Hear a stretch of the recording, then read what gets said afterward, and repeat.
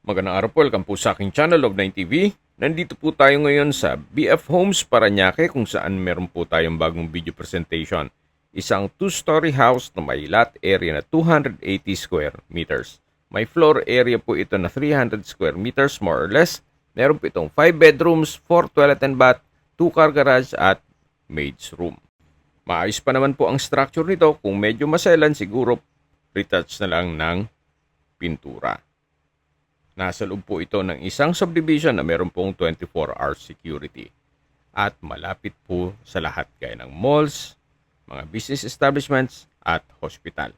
Ang full video po ay mapapanood nyo sa aking YouTube channel na Nov9 TV Official.